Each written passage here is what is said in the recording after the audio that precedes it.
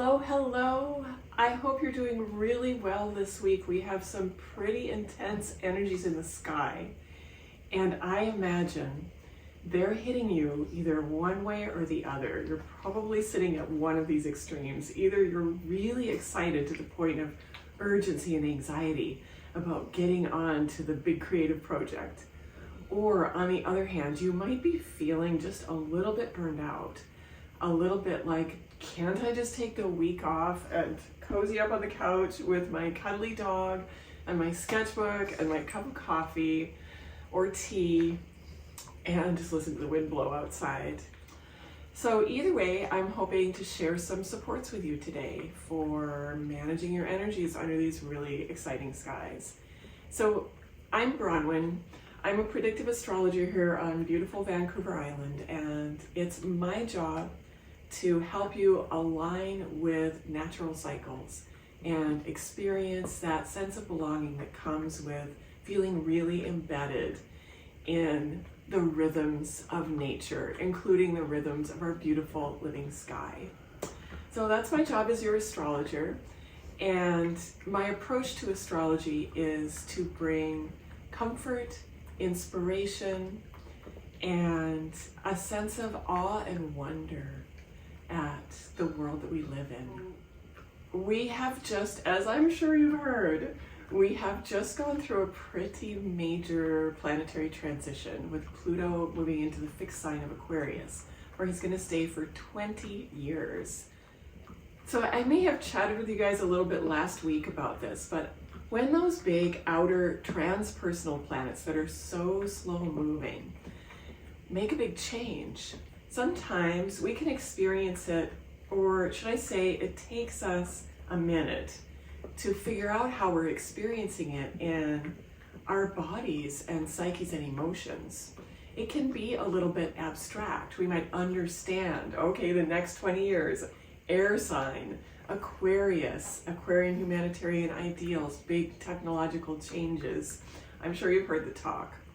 But what does that big 20-year cycle that only happens once every 250 years, what does it actually mean for you right now at the beginning?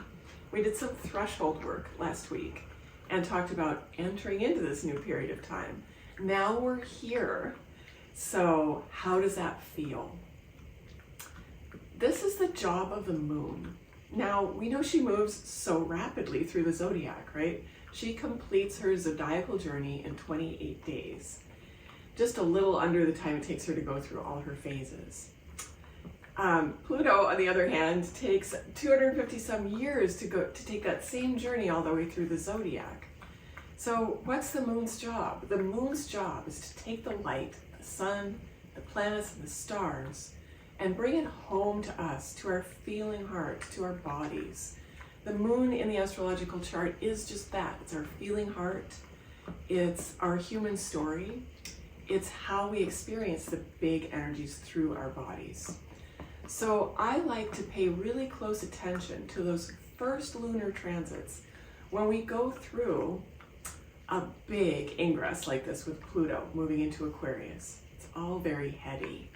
But that first major lunation that incorporates Pluto, the moon really having a big conversation with Pluto, translating that archetypal transpersonal light into something we can feel in our human hearts. That's the transit to pay attention to.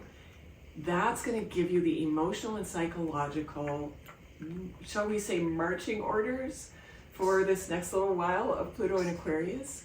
It's when it comes out of your head and into your heart and body, and you realize, okay, this feeling, this desire for transformation, this almost overwhelming sense, this is what my journey of Pluto in Aquarius is going to be about.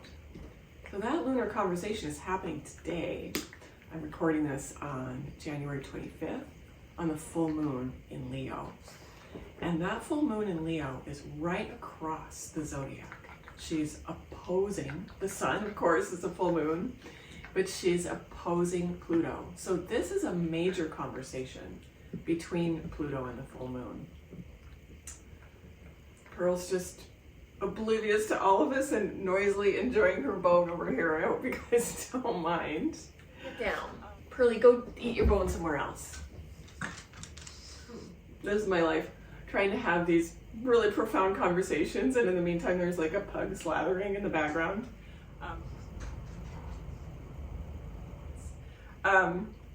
So while Pearl enjoys her bone, let's talk about this full moon in Leo. So full moon in Leo opposing Pluto. Pluto conjunct the sun opposing full moon in Leo. This is bringing this home to our hearts. We are getting the sense of what this 20-year transit is really going to be about. So when we experience those Leo transits, it's really going to challenge us as the moon moves through Leo and also Aquarius. It's going to challenge us to transform along the Leo-Aquarius axis, which is all about our service to humanity. We know how Aquarius serves with a sense of justice and equality that takes in the big picture and treats every individual as an equal. And do we know how Leo serves? Leo serves from the individual, courageous, generous heart. Leo is all about showing up in our individual authenticity and serving from that original creativity. So these are really different ways of serving. Aquarius without the Leo heart can get a little cold because it just doesn't care about your individual story. On the other hand, the Leo heart without the balance of the Aquarius mind can get a little self-involved, like, oh, it's all about me. So when you bring Leo and Aquarius together, you have this perfect recipe for heartfelt humanitarian service. So that place in your chart where Leo and Aquarius sit across from each other is being highly activated under this full moon. And that activation, whether it's cozy and inspiring or confronting and uncomfortable, that activation is giving you really critical information about how you need to show up and serve as your unique, authentic, individual self over the next 20 years of your life. So no matter how you're feeling around this full moon, pay attention, listen to the messages from your heart, and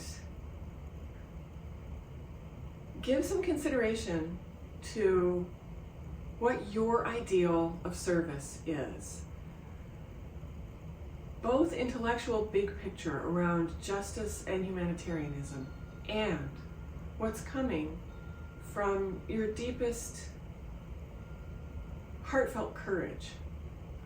We really, really need both of these qualities in the world right now. And your Leo-Aquarius axis, whatever those two houses are in your chart, whatever planets are hanging out in them, those placements are going to give you clues as to how you are meant to show up in service at this time on the planet, this really a potent and never before seen period of Pluto in Aquarius. So there's some other stuff in the sky this week. I always write at length about the energies of the week and offer extended supports in my newsletter. So I'm going to drop that link to sign up for my newsletter. It comes out once a week. And if you're not on that list, get on that list because it's a beautiful list to be on. I really take a lot of care with my weekly writing. Then there's the wisdom of the dog realm, which reminds us to be childish and playful. And I think on that note, that's beautiful Leo full moon wisdom. On that note, I'm going to leave you until next week. Thank you so much for tuning in. If you enjoyed the energy of this video, if you like visiting me in my living room, if you like pugs, please like and subscribe. And if you made it all the way to the end, drop it in the comments and say, "Hi, Pearl," so I'll know that you made it all the way to the end.